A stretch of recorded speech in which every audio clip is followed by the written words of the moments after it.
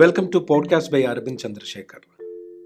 ഒരു ശരാശരി മലയാളി എഞ്ചിനീയറിംഗിനും MBBSനും അപ്പുറം ചിന്തിക്കാത്ത ഒരു കാലഘട്ടത്തിൽ തൻ്റേതായ ഒരു തൊഴിൽ മേഖല കണ്ടെത്തുകയും മലയാളികൾക്ക് പുതിയൊരു തൊഴിൽ മേഖല പരിചയപ്പെടുത്തുകയും ചെയ്ത സുജിത് ഭക്തനാണ് ഇന്ന് നമ്മളോട് സംസാരിക്കുന്നത്.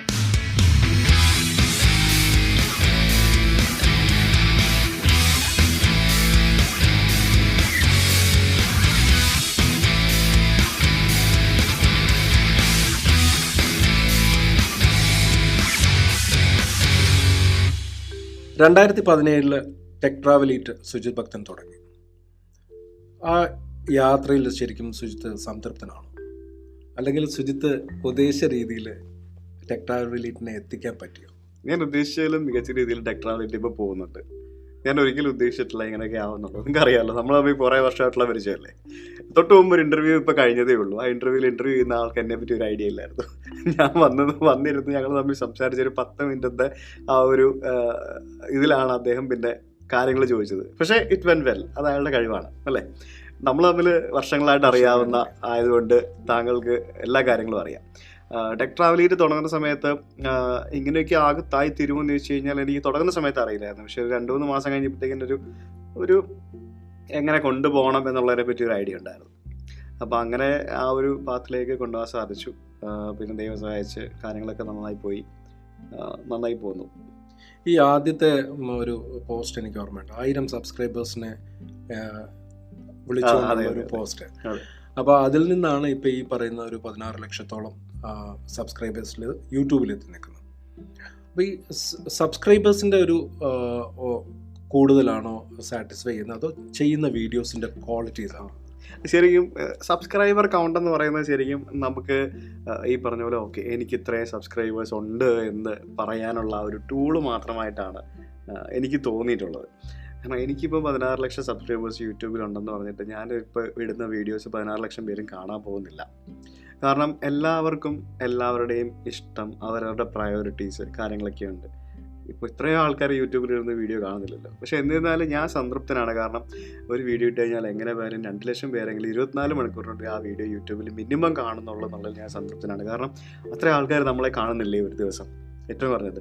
പിന്നെ യൂട്യൂബിൽ റെസിപ്പീസ് ആ കാണുന്നത് എന്നേക്കും ഉണ്ടല്ലോ. അപ്പോൾ എന്ന് അവർക്ക് എന്ത് വേണേൽ കാണാമല്ലോ. നമ്മൾ പണിയില്ലാതെ നമ്മൾ ഈ പണിയാണ്, ആൾക്കാർ നോക്കുമ്പോൾ പണിയില്ല നടക്കുന്നവൻ, പക്ഷെ നമുക്ക് ഈ പണിയാണല്ലോ. പക്ഷേ കാണുന്നവരുടെ പണി എന്ന് പറയുന്നത് അതല്ലല്ലോ. ഇപ്പം നിങ്ങളെപ്പോലെ തിരക്കുള്ള ആൾക്കാർ ഇപ്പം എന്നും എല്ലാ ദിവസവും വീഡിയോ ഇരുന്ന് കാണാൻ പറ്റുന്ന വരില്ല. നേരെ മറിച്ച് ട്രാവൽ സീരീസുകൾ നടത്തുമ്പോഴത്തേക്കിനും ആൾക്കാർ കാണാറുണ്ട്. അതൊരു സീരിയൽ കാണുന്ന ആകാംക്ഷയിൽ കാണുന്ന ആൾക്കാരാണ്. അപ്പോൾ അത് സീരീസുകൾ നടത്തുമ്പോൾ എപ്പോഴും ത്രില്ലുണ്ട്. പക്ഷേ ഇൻഡിവിജ്വൽ വീഡിയോസ് എപ്പോഴും എല്ലാവരുടെയും ക്ലിക്ക് ആവണമെന്നില്ല. കാരണം ഒരു ഡെയിലി വ്ളോഗറാണ് ഞാൻ, ഡെയിലി വീഡിയോ കിട്ടുന്ന ഒരാളാണ് ഞാൻ. അപ്പോൾ അതുകൊണ്ട് തന്നെ നമുക്ക് എല്ലാ വീഡിയോസും നമ്മൾ ഉദ്ദേശിക്കുന്ന തരത്തിലുള്ള റീച്ച് കിട്ടാറില്ല. ചിലപ്പോൾ നല്ല ഉദ്ദേശിക്കാത്ത റീച്ച് കിട്ടും, ഉദ്ദേശിക്കുന്ന വീഡിയോ കയറാറില്ല, ഉദ്ദേശിക്കാത്ത വീഡിയോ കയറി വരും. അപ്പോൾ അത് ഡിപ്പെൻസ് ആണ്. അപ്പോൾ സബ്സ്ക്രൈബർ കൗണ്ട് എന്ന് പറയുന്നത് ശരിക്കും ഒരു എന്താ പറയുക, നമുക്ക് നമ്മളെ പ്രൊജക്റ്റ് ചെയ്ത് കാണിക്കാൻ പറ്റിയ ഒരു ടൂളായിട്ടാണ് ഞാൻ കണ്ടിട്ടുള്ളത്. ഇപ്പോൾ ഒരു 10,000 സബ്സ്ക്രൈബേഴ്സ് പോലും ഇല്ലാത്ത ഒരു യൂട്യൂബ് ചാനലിൽ നിന്ന് മില്യൺസ് ഓഫ് വ്യൂസ് വന്നിട്ടുള്ള ചാനലുകൾ വരെയുണ്ട്, അല്ലെ വരുന്ന ചാനൽ വരെയുണ്ട് അല്ലേ. അതിപ്പോൾ അതിലല്ല കാര്യം, നമ്മൾ ചെയ്യുന്നത് നമ്മൾ ഹാപ്പി ആയിട്ട് ചെയ്യുക എന്നുള്ളതാണ് കാര്യം. ഇപ്പം നടന്നുകൊണ്ടിരിക്കുന്ന ഒരു സീരീസ് ഓഫ് വീഡിയോസ് ഞാൻ എൻ്റെ ജീവിതത്തിൽ ആദ്യമായിട്ട് അങ്ങനത്തെ വീഡിയോസ് ചെയ്യുന്നത്. ഇതുവരെ ചെയ്തുകൊണ്ടിരുന്ന ഒരു രീതിയല്ല. ഞാൻ വളരെ വ്യത്യസ്തമായിട്ട് ചെയ്യാൻ ശ്രമിച്ചു, പക്ഷേ ഞാൻ ആ ഒരു രീതിയിലേക്ക് എത്തിയില്ല. കാരണം നമ്മൾ പണ്ട് യാത്ര ചെയ്ത പോലെ അല്ല ഞാൻ ഇപ്പം യാത്ര ചെയ്തുകൊണ്ടിരിക്കുന്നത്. കംഫർട്ട് സോൺ ഭയങ്കരമായിട്ട് കൂടിയ ഒരു യാത്രയാണ്. അപ്പോൾ ആ കംഫർട്ട് സോണിൽ നിന്ന് മാറാൻ ഞാൻ ശ്രമിച്ചു എന്നുണ്ടെങ്കിലും ഞാൻ നടന്നില്ല. ഫസ്റ്റ് ഞാൻ ഇറങ്ങിയത് കോയമ്പത്തൂർക്ക് പോകാനാണ്. അപ്പോൾ കോയമ്പത്തൂർക്ക് പോകാനായിട്ട് ഇറങ്ങിയപ്പോഴത്തേക്കും ഞാൻ ആക്ച്വലി ആദ്യം ജല്ലിക്കെട്ട് വീഡിയോയ്ക്ക് വേണ്ടി, അപ്പോൾ കാറുണ്ടായിരുന്നെങ്കിൽ ഉറപ്പായിട്ടും കാർ എടുത്ത് പോകാൻ. എൻ്റെ കാർ ഡാമേജ് ആയിട്ട് വീട്ടിൽ കിടക്കുകയാണ്, അതുകൊണ്ടാണ് ഞാൻ കാറും കൊണ്ടുപോകായിരുന്നത്. അപ്പോൾ നെക്സ്റ്റ് ഓപ്ഷൻ എന്ന് പറയുന്നത് ട്രെയിനിൽ പോകാമെന്നുള്ളതാണ്. അപ്പോൾ ട്രെയിനിൽ ഞാൻ അവിടും സെക്കൻഡ് AC ബുക്ക് ചെയ്തത്. കാരണം എന്താ പറയുക, ഇപ്പോഴത്തെ അവസ്ഥയിൽ സ്ലീപ്പറിൽ പോകാൻ ഭയം, പിന്നെ പോകാനുള്ള ഒരു ബുദ്ധിമുട്ട് ഒക്കെ ഉണ്ട്. അപ്പോൾ അതുപോലും എനിക്ക് മാറ്റാൻ പറ്റിയില്ല. അതും മാറണം ഞാൻ. കാരണം ഞാൻ വല്ലാത്തൊരു കംഫർട്ട് സോണിലാണ് ഇപ്പോൾ നിൽക്കുന്നത്. എനിക്കത് മാറ്റണമെന്ന് ഭയങ്കര ആഗ്രഹം ഉണ്ടായിരുന്നു. അത് നടന്നില്ല. പിന്നെ കോയമ്പത്തൂരിൽ നിന്ന് എനിക്ക് ഗോവ പോകണം. എനിക്ക് ആക്ച്വലി ഓവർനൈറ്റ് ട്രെയിൻ എടുക്കാം, ടിക്കറ്റ്സ് അവൈലബിൾ ആയിരുന്നു. ഞാനപ്പോൾ നോക്കുമ്പോൾ എന്താ ഇപ്പോൾ കോവിഡ് കാലമാണ്, ട്രെയിനിൽ AC എടുത്താലോ സ്ലീപ്പർ എടുത്താലോ നമുക്കൊന്ന് കിടന്നുറങ്ങണമെങ്കിൽ പുതപ്പ് കിട്ടില്ല, തലയണ കിട്ടില്ല, അതുപോലും ഇല്ലാണ്ട് എനിക്കിപ്പോൾ യാത്ര ചെയ്യാൻ പറ്റുന്നില്ല. ഒരു തലയണ ഇല്ലാതെ സൗകര്യങ്ങളുടെ നടുവിൽ പോകാൻ പറ്റുന്നില്ല. നേരെ മറിച്ച് ഇതൊന്നും ഇല്ലാതെ പണ്ട് ജനറൽ കമ്പാർട്ട്മെന്റിൽ ഇരുന്ന് യാത്ര ചെയ്ത് ടിക്കറ്റ് പോലും എടുക്കാതെ ഞാൻ ബാംഗ്ലൂരിൽ നിന്ന് കൊച്ചിക്ക് യാത്ര ചെയ്യുമ്പോഴത്തേക്കും പണ്ട് പഠിച്ചുകൊണ്ടിരിക്കുന്ന സമയത്ത് 150 രൂപയുള്ളൂ ജനറൽ കമ്പാർട്ട്മെന്റിൽ. അതുപോലും ഇല്ലാതെ യാത്ര ചെയ്തിരുന്നവനാണ് ഞാൻ. തള്ളു പറയുന്നതല്ല, കാരണം നമ്മൾ മാറുന്നതനുസരിച്ചിട്ട് നമുക്ക് പിന്നെ തിരിച്ചു പോകാൻ ഭയങ്കര ബുദ്ധിമുട്ടാണ്. അപ്പോൾ ഞാനങ്ങനെ നോക്കി. അപ്പം ട്രെയിൻ വേണ്ടാന്ന് വെച്ചു. ലാസ്റ്റ് ഞാൻ ഫ്ലൈറ്റ് എടുത്ത് ഞാൻ പോയി. 4 മണിക്കൂറുണ്ട് കാര്യമുള്ളൂ, പെട്ടെന്ന് അങ്ങ് എത്തി. അപ്പോൾ ഞാൻ ട്രെയിൻ വേണ്ടാന്ന് വെച്ചാൽ എൻ്റെ ഉറക്കം എനിക്ക് അവിടെ കോംപ്രമൈസ് ചെയ്യാൻ പറ്റാത്തതുകൊണ്ടാണ്. പക്ഷേ അതുപോലും എന്താ പറയുക ഇല്ലാതെ എന്നിട്ട് ഞാൻ ഗോവ എത്തി കഴിഞ്ഞപ്പോഴത്തേക്കിനും സുഹൃത്തിൻ്റെ ഒരു കോട്ടേജ് എടുത്തു, അവിടെ താമസിച്ചു. അപ്പോൾ കൗച്ച് സർഫിംഗ് എന്ന് പറഞ്ഞൊരു ആപ്പ് വഴി 2-3 പയ്യന്മാരെ പരിചയപ്പെട്ടിട്ടുണ്ടായിരുന്നു. അപ്പോൾ ആദ്യത്തെ ദിവസം ഒരാൾ വന്നു. ആ പയ്യൻ എന്ന് പറയുന്നത് വളരെ ബഡ്ജറ്റായിട്ട് യാത്ര ചെയ്യുന്ന ഒരാളാണ്. അവൻ കൗച്ച് സർഫിംഗ് വഴി ഓരോ സ്ഥലത്ത് പോകുമ്പോൾ ആളുകളെ മീറ്റ് ചെയ്യുകയും അവരവിടെ ഹോസ്റ്റ് ചെയ്യും. കൗച്ച് സർഫിംഗ് എന്ന് പറയുന്നത് ഫ്രീ ആയിട്ട് നമ്മളൊരാളെ ഹോസ്റ്റ് ചെയ്യുന്ന ഒരു പ്രവണതയാണ്. എന്നിട്ട് പിന്നെ അവർ ലോക്കൽ സപ്പോർട്ടോടു കൂടി, അല്ലെങ്കിൽ ലോക്കലിൻ്റെ എന്താ പറയുക സഹായത്തോടു കൂടി നമ്മൾ അവരെവിടെയെങ്കിലും കൊണ്ടുപോകുകയാണെങ്കിൽ നമ്മൾ അവരോട് പോകുന്നു, അവരോട് ഭക്ഷണം കഴിക്കുന്നു, അങ്ങോട്ടും ഇങ്ങോട്ടും എക്സ്പീരിയൻസ് ഷെയർ ചെയ്യുന്നു, നമ്മുടെ യാത്രാനുഭവങ്ങൾ അവരായിട്ട് ഷെയർ ചെയ്യുന്നു, അവരുടെ യാത്രാനുഭവങ്ങൾ നമ്മളായിട്ട് ഷെയർ ചെയ്യുന്നു. അത് പല ദിവസങ്ങളിലായിട്ട് യാത്ര ചെയ്യുന്നവരുണ്ടാവാം, ചിലപ്പോൾ ഒരു ദിവസം നിൽക്കുന്നവരുണ്ടാവാം. അതൊരു വേറൊരു ഡിഫറെൻറ്റ് കമ്മ്യൂണിറ്റിയാണ്. എനിക്ക് ആ കൗച്ച് സർഫിംഗ് എക്സ്പീരിയൻസ് ചെയ്യണമെന്നുണ്ടായിരുന്നു. എനിക്കിപ്പോൾ നിലവിൽ എൻ്റെ വീട്ടിൽ ആരെയും ഹോസ്റ്റ് ചെയ്യാൻ പറ്റാത്തതുകൊണ്ട് ഞാൻ അവിടെ ചെന്നപ്പോൾ ഞാൻ ആ പയ്യനെ ഹോസ്റ്റ് ചെയ്തു. എന്നിട്ട് പുള്ളിയുമായിട്ട് അവിടെ കുറച്ച് യാത്രകളൊക്കെ നടത്തി. അന്നേരം ഞാനൊരു ബൈക്ക് റെൻ്റ് എടുത്തിട്ട് ഞങ്ങൾ അവിടെ ഇവിടെയൊക്കെ പോയി. പിന്നെ എൻ്റെ ജീവിതത്തിൽ ആദ്യമായിട്ടൊരു കടൽ തീരത്ത് പോയിട്ട് ടെൻ്റ് അടിച്ച് താമസിച്ചു ഒരു ഓവർനൈറ്റ്.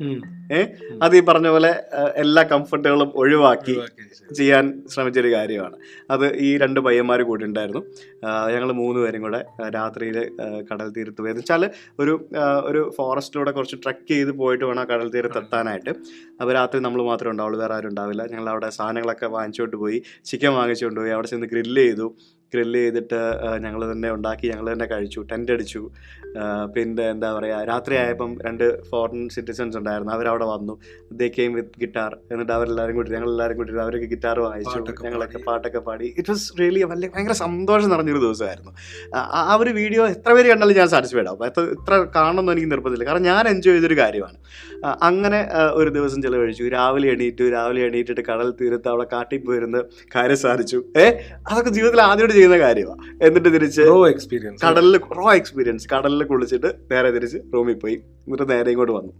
പിന്നെ കടലിൽ കയാക്കിങ്ങിന് പോയിട്ട് കടലിൽ പേടിയായിരുന്നു. എനിക്ക് വെള്ളം ശരിക്കും എനിക്ക് ഭയങ്കര പേടിയാണ്. എനിക്ക് നീന്താൻ അറിയാമെന്ന് ചോദിച്ചു കഴിഞ്ഞാൽ ഫ്ലോട്ട് ചെയ്തൊക്കെ അത്യാവശ്യം സ്വിമ്മിംഗ് പൂളിലൊക്കെ ഫ്ലോട്ട് ചെയ്ത് കിടക്കുന്നുള്ളതേ ഉള്ളൂ, വലിയ എക്സ്പെർട്ടൊന്നുമല്ല. പക്ഷേ ഞാൻ ആ കടലിൽ ചാടി. അതായത് കരയിൽ നിന്നൊരു 500 മീറ്റർ 1 കിലോമീറ്ററോളം ദൂരം ഞങ്ങൾ കയാക്കിങ്ങിൽ പോയിട്ട് അവിടെ ലൈഫ് ജാക്കറ്റ് ഇട്ട് കടലിൽ ചാടി ധൈര്യം സംഭരിച്ച്.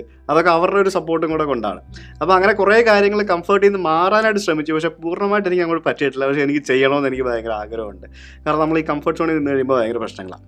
നമുക്ക് ഇച്ചിരി അഹങ്കാരം കൂടും ചില സമയത്ത്, ഇല്ലേ? അങ്ങനെയില്ല. ഇപ്പം നിങ്ങൾ ഒരുപാട് കാലം ഇതിനുവേണ്ടി കഷ്ടപ്പെട്ടു. എത്രയായിരുന്നു? ഓൾമോസ്റ്റ് ഒരു 10-15 വർഷമായിട്ട് ഈ ഒരു ആരും കൈവെക്കാത്ത ഒരു മേഖലയിൽ ഇങ്ങനെ പോകാറുണ്ട്. അപ്പോൾ അതിൻ്റെതായ ഒരു ലക്ഷറി ഒക്കെ കുറച്ച് കഴിയുമ്പോഴത്തേക്കും ഉണ്ടാവും. അപ്പം ഒരു എക്സ്പീരിയൻസ് ആയിട്ട്, വ്യൂവേഴ്സിൻ്റെ എക്സ്പീരിയൻസ് ആയിട്ട് ചിലപ്പോൾ ഒരു പക്ഷേ അങ്ങനത്തെ വീഡിയോസ് ഇനിയിപ്പം ചിലപ്പോൾ ഒരു പക്ഷേ ഒരു സീരീസ് ഒക്കെ ആയിട്ട് ചെയ്യുന്നതിൽ കുഴപ്പമുണ്ടാവില്ല. അതെ, അതാണ് കാരണം. എപ്പോഴും ചെയ്തുകൊണ്ടിരിക്കുന്ന രീതിയിൽ നിന്നും വ്യത്യസ്തമായിട്ടൊന്ന് മാറ്റാൻ വേണ്ടിയാണ് അങ്ങനെ ചെയ്തത്. അതൊരു ആളുകൾക്ക് മാറ്റാൻ വേണ്ടി. ഇപ്പം ഞാൻ നേരത്തെ പറഞ്ഞ 16 ലക്ഷം പേർക്കും ഇഷ്ടം പലതായിരിക്കില്ല. അവരെൻ്റെ ഏതെങ്കിലുമൊക്കെ വീഡിയോകൾ കണ്ട് ഇഷ്ടപ്പെട്ടവരായിരിക്കാം. ചിലപ്പോൾ എൻ്റെ ഏതെങ്കിലും ട്രാവൽ റോഡ് ട്രിപ്പ് വീഡിയോ കണ്ട് ഇഷ്ടപ്പെട്ട് വന്നവരായിരിക്കാം. ചിലപ്പോൾ ഏതെങ്കിലും എന്താ പറയുക ലൈഫ് സ്റ്റൈൽ വീഡിയോ കണ്ട് ഇഷ്ടപ്പെട്ട് വന്നവരായിരിക്കാം. ചിലപ്പോൾ എൻ്റെ ഭാര്യയുമായിട്ടുള്ള ഏതെങ്കിലും കണ്ട് ഇഷ്ടപ്പെട്ട് വന്നവരായിരിക്കാം.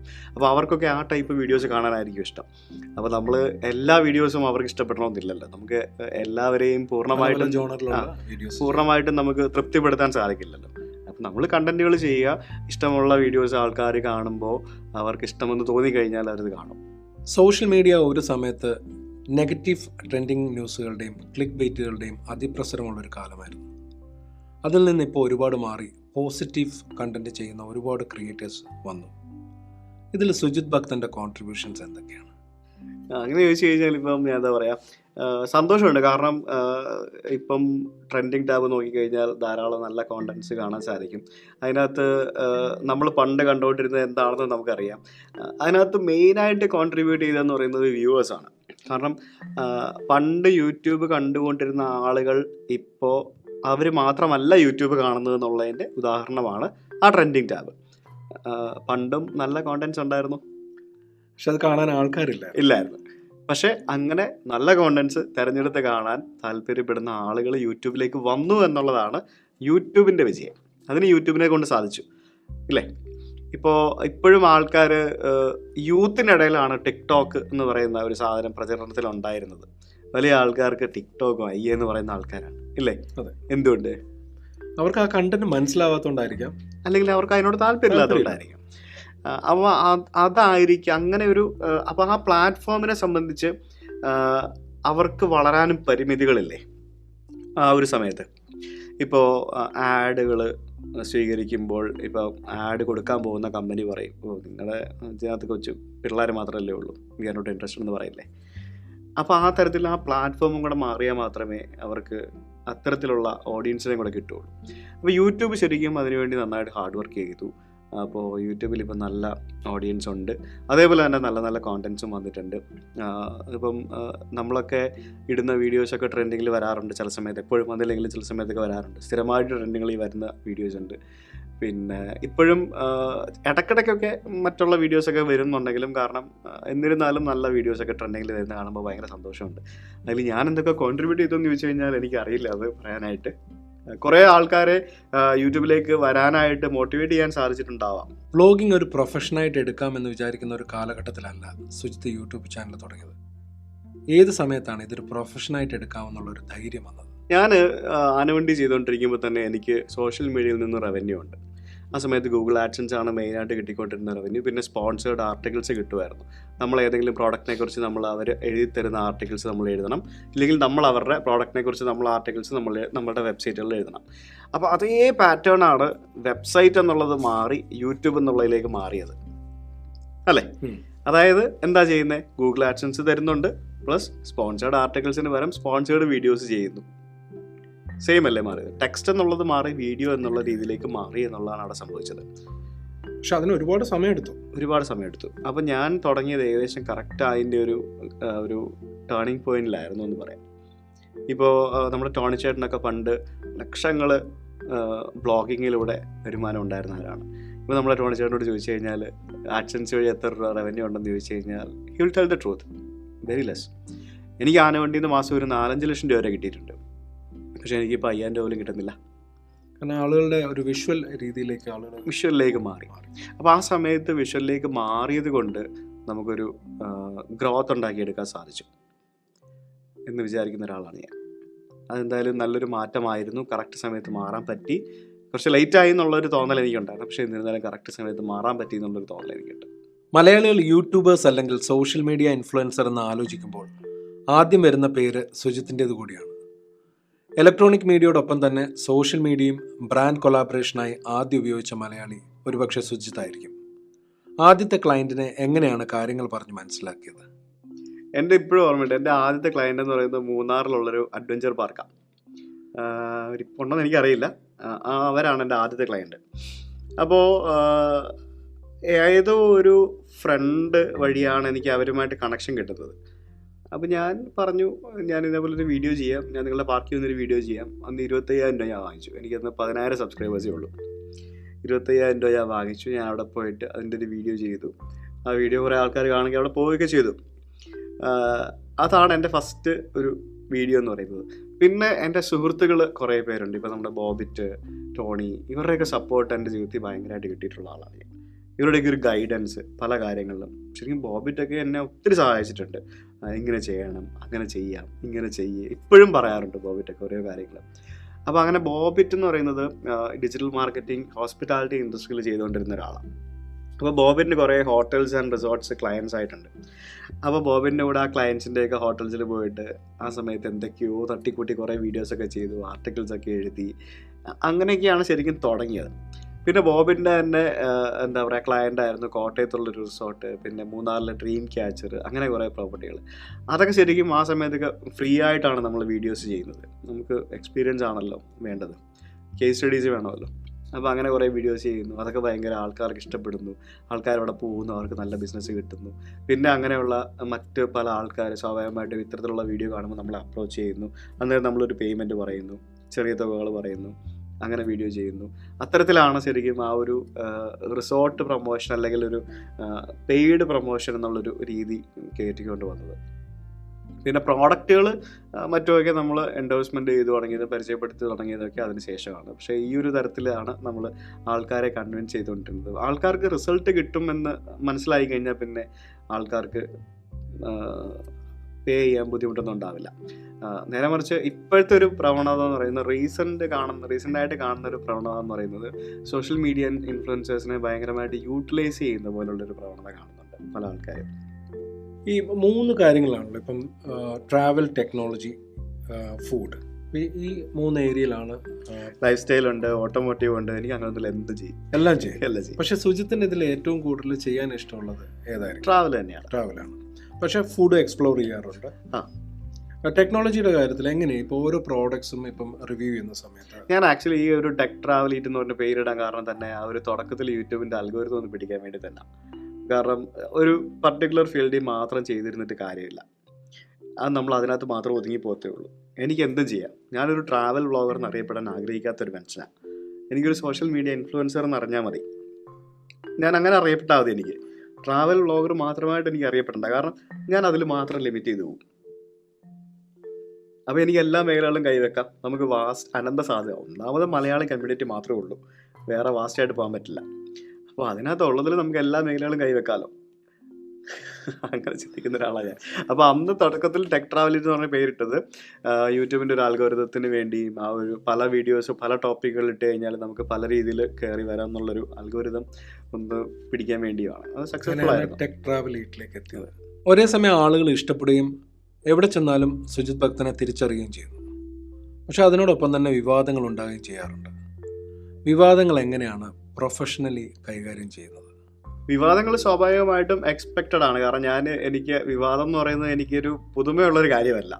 കാരണം ഇതിനു മുമ്പ് വിവാദങ്ങൾ ഇഷ്ടംപോലെ ഉണ്ടായിട്ടുണ്ട്. KSRTC നമുക്കെതിരെ കേസ് കൊടുത്തിട്ടുണ്ട്, കർണാടക RTC കേസ് കൊടുത്ത് തന്നിട്ടുണ്ട്. അതൊക്കെ അങ്ങനെ വിവാദങ്ങൾ എനിക്കൊരു പുതുമയുള്ളൊരു കാര്യമല്ല. പിന്നൊരു പ്രശ്നം എന്ന് പറയുന്നത് ഒരാളെ മാത്രം പർട്ടിക്കുലറായിട്ട് ടാർഗറ്റ് ചെയ്ത് വിവാദങ്ങൾ ഉണ്ടാക്കാൻ ശ്രമിക്കുമ്പോഴാണ് ഇവിടെ പ്രശ്നം. ഇപ്പോൾ ഫോറസ്റ്റിനുള്ളിൽ കടന്നു കയറി വീഡിയോ ചിത്രീകരിച്ചെന്ന് പറഞ്ഞുകൊണ്ട് എനിക്കെതിരെ ഫോറസ്റ്റ് കേസ് എടുത്തു. ഇവിടെയുള്ള വേറെ പല യൂട്യൂബേഴ്സിൻ്റെയും ആ കേസ് വന്നതിന് ശേഷവും ഫോറസ്റ്റിനുള്ളിൽ കയറി വീഡിയോ ചെയ്ത വീഡിയോ ഞാൻ തരാം. എനിക്ക് വേണം അയച്ചു കൊടുത്ത് നിങ്ങൾക്ക് എന്താ ഇവർക്കെതിരെ കേസ് കൊടുക്കാത്തതെന്ന് വേണം ചോദിക്കാം. പക്ഷെ ഞാൻ ചെയ്യത്തില്ല. എനിക്ക് എൻ്റെ ആവശ്യമില്ല. Why only me? എന്തിന് എന്നെ മാത്രം ടാർഗറ്റ് ചെയ്യുന്നു? അങ്ങനെ ഒരു സംഭവം നടക്കുന്നു. നമ്മൾ മാത്രം ചെയ്യുന്ന കാര്യം മാത്രം ആൾക്കാർ കാണുന്നുള്ളൂ, വേറെ ആരും ചെയ്യുന്ന ആൾക്കാരും കാണുന്നില്ല പലതും.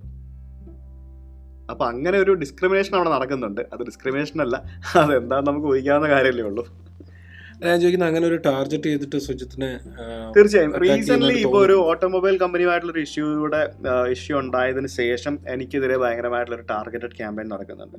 സ്വാഭാവികമായിട്ടും അതൊരു പെയ്ഡ് ക്യാമ്പയിൻ അതിൻ്റെ പേരിൽ പ്രവർത്തിച്ചിരുന്നു. പെയ്ഡ് ആയിട്ടുള്ളൊരു സംഭവം പ്രവർത്തിച്ചിരുന്നു. അതിന് മാധ്യമങ്ങളെ ഉപയോഗിച്ചിരുന്നു. അത് എന്താണെന്ന് വെച്ച് കഴിഞ്ഞാൽ എൻ്റെ ക്രെഡിബിലിറ്റി നഷ്ടപ്പെടുത്തിയാൽ മാത്രമേ അവിടെ ഞാൻ ഉണ്ടാക്കിയ വിവാദം കപടമായിരുന്നു എന്ന് ആൾക്കാരെ പറഞ്ഞ് മനസ്സിലാക്കാൻ ആ കമ്പനിക്ക് സാധിക്കുകയുള്ളൂ.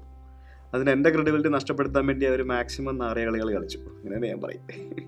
അത് ചെയ്തു. അതിനകത്ത് ഞാൻ അവിടെ ചെയ്തത്, ഞാൻ കാശ് കൊടുത്ത് വാങ്ങിച്ച വണ്ടി നഷ്ടം സഹിച്ചു ഞാൻ വിറ്റു. കാരണം എനിക്ക് ആ വണ്ടി വെച്ചുകൊണ്ടിരിക്കാൻ താല്പര്യമില്ല. അത്രയും മാത്രമേ ഞാനവിടെ ചെയ്തുള്ളൂ. ഞാൻ വേറെ ചെയ്യില്ല. ഞാൻ വേറെ അതിനെപ്പറ്റി കാര്യമായിട്ട് പിന്നെ പ്രതികരിക്കാനൊന്നും പോയില്ല. പല ആർട്ടിക്കിൾസും പല കാര്യങ്ങളും വന്നെന്നുണ്ടെങ്കിൽ ഞാൻ കൂടുതലായിട്ടൊന്നും പ്രതികരിച്ചില്ല. അത് പ്രതികരിച്ചതും എത്രയും വഷളാക്കിയതും ബാക്കിയുള്ള ആൾക്കാരാണ്. ആ വിവാദം വെച്ച് ബാക്കിയുള്ള ആൾക്കാർ പൈസ ഉണ്ടാക്കി എന്ന് പറയാൻ വേണമെങ്കിൽ. അപ്പോൾ സുജിത്ത് അങ്ങനെയുള്ള കാര്യങ്ങളൊന്നും ശ്രദ്ധിക്കുന്നില്ല. ശ്രദ്ധിക്കുക എന്ന് വെച്ചാൽ നമ്മളെ അലട്ടും, നമ്മുടെ യാത്രകളൊക്കെ അതിന് ബുദ്ധിമുട്ടാവും, നമ്മളുടെ പ്രശ്നങ്ങളൊക്കെ നമുക്ക് അതൊക്കെ നമ്മൾക്ക് മാനസികമായിട്ട് ബുദ്ധിമുട്ടുകൾ ഉണ്ടാക്കും. പക്ഷേ വിവാദങ്ങൾ സോഷ്യൽ മീഡിയയിൽ വന്നു കഴിയുമ്പോൾ സ്വാഭാവികമായിട്ടും ഉണ്ടാകും. നമ്മളൊരു നെഞ്ചത്തൊരു കവചം ഇങ്ങനെ ബാഹുബലിയുടെ കവചം പോലത്തെ ഒരു കവചമൊക്കെ അണിഞ്ഞിട്ട് വേണം ഇറങ്ങാനായിട്ട്. ഒളിയമ്പുകളും നേരെയുള്ള അമ്പുകളും ഒക്കെ ധാരാളം വരും. അപ്പോൾ അതൊക്കെ ഇങ്ങനെ തടുക്കാനായിട്ടുള്ള ഒരു സന്നദ്ധരായിട്ട് വേണം നമ്മൾ ഇതിനകത്തേക്ക് ഇറങ്ങാനായിട്ട്.